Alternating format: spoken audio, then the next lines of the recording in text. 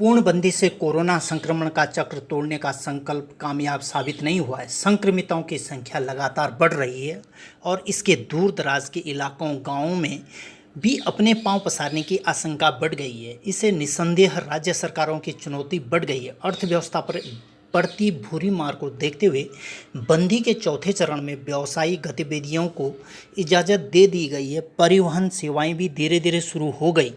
इस तरह लोगों की आवाजाही का सिलसिला बढ़ गया है।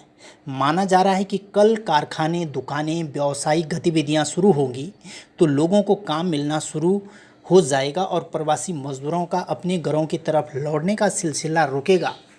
मगर ऐसा नहीं हुआ। चौथे चरण में सबसे अधिक घर वापसी हो रही है। बड़ी संख्या में मजदूर पैदल ही शहर छोड़कर चले जा रहे हैं। बहुत सारे ट्रकों, टेम्पों आदि में छिपकर गए। हालांकि राज्य सरकारों ने विशेष रेलें और श्रमिक रेलें, बसें चलाई, पर उसमें लोग नहीं आ पा रहे हैं। अभी तक वापस लौटने वालों के जत्थे जगह जगह जमा देखे जा रहे हैं।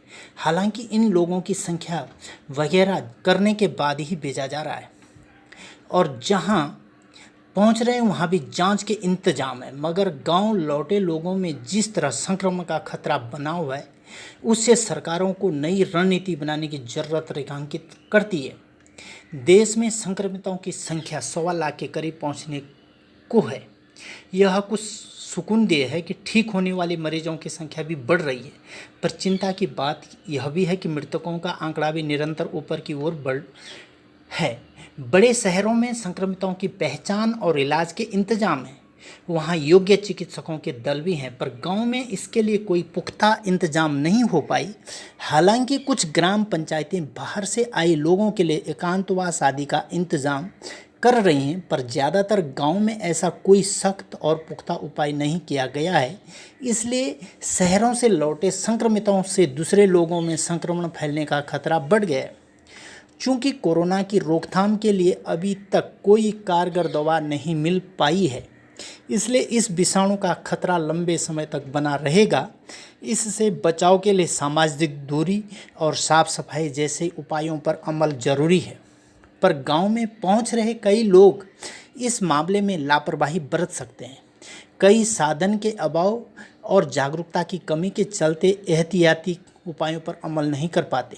इस तरह अगर संक्रमण की रफ्तार बढ़ी तो उससे पार पाना मुश्किल होगा। इसलिए राज्य सरकारों को ग्राम पंचायतों के साथ तालमेल करके बाहर से आने वालों की पहचान, उनके एकांतवास जैसे मामलों में मुस्तैद दिखाने की ज़रूरत है। अस्पतालों में मरीजों के लिए जगह बढ़ाने, अब भी जांच की रफ्तार संतोषजनक नहीं है, इसलिए इलाज उपलब्ध कराने में भी तेज़ी नहीं आ पा रही है।